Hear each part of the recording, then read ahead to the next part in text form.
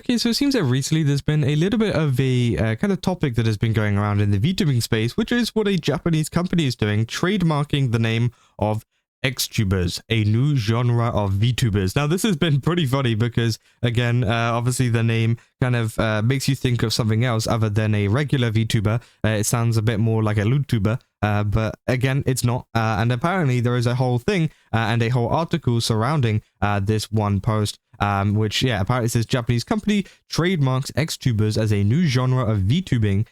Which obviously is a VTuber agency Pandora announced on March 16th that they registered the trademark XTuber, inciting equal parts wonder and criticism in the Japanese VTuber community. Pronounced crosstuber, so it's not actually XTuber, crosstuber. This term refers to a new generation style of VTuber that transcends the boundaries of the virtual and physical worlds. What? In other words, Pandora is looking to popularize creators who will be active both through a virtual VTuber persona and in real life. The goal is to maintain the freedom of VTuber culture while breaking away from the assumptions that fans will never get to see or meet the flesh and blood person behind the avatar. This moves comes in response to the maturation of the VTuber market, with Pandora hoping to proliferate XTubers or crosstubers as the next evolutionary step in the genre.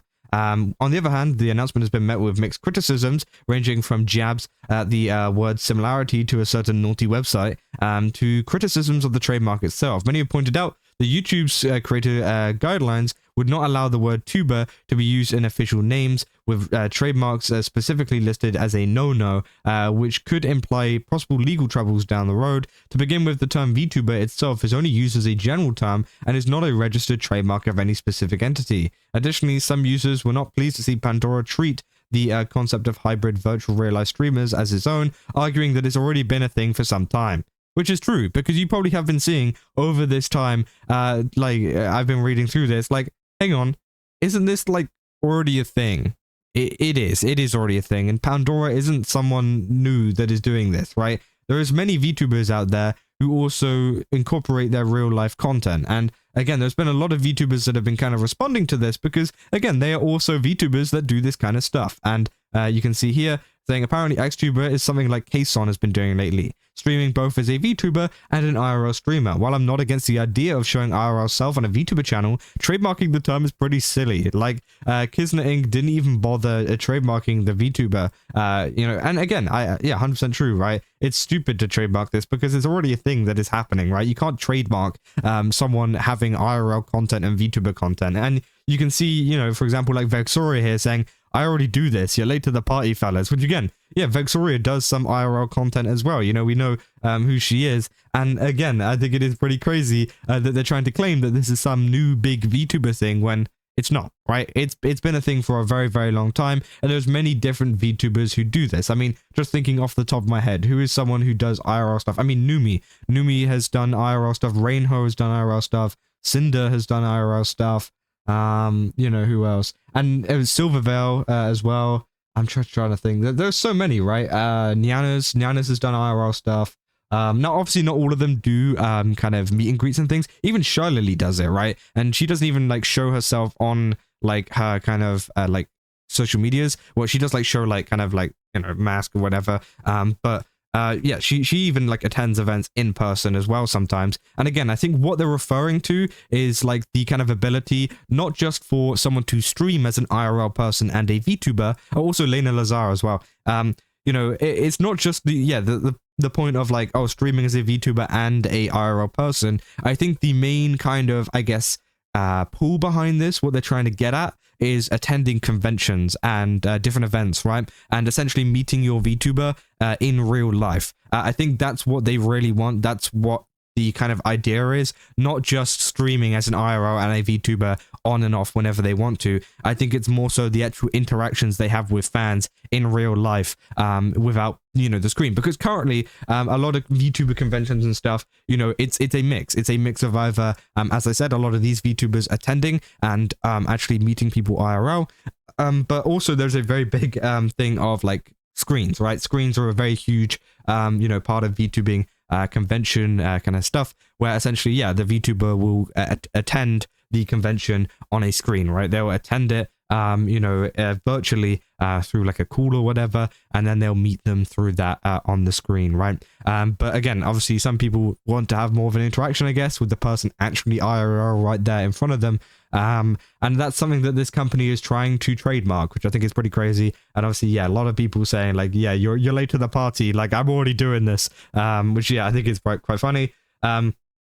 Dark here saying, I sure do love it when corporates try to patent common things.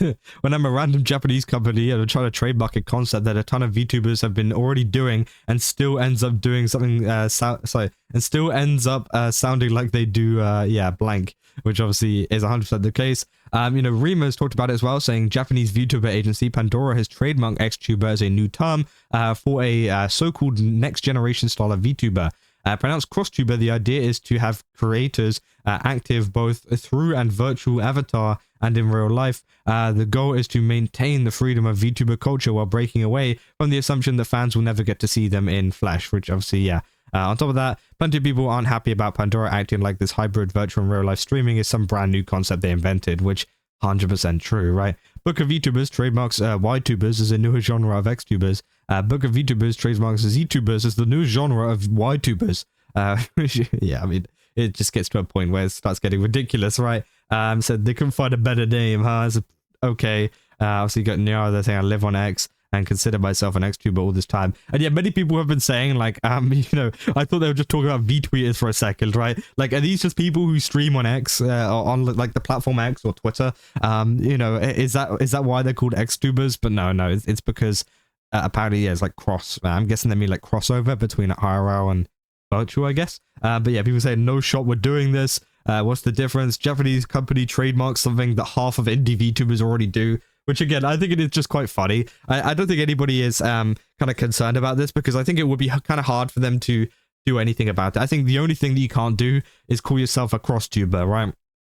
I think that is the only thing that you couldn't really do in terms of how this trademark is going to affect people. I don't think they have the legal capabilities to sue people for being a virtual YouTuber and also doing IRL content or, meeting people IRL, because that just seems like a super silly thing to be able to have legal power over. And I think that if it ever does get taken to court between some random VTuber and this company, I think there would be some big changes being made, especially to, what kind of power they have over that, because I think it is pretty ridiculous that, a company can even trademark that, right? Because I'm assuming they're just trademarking the name.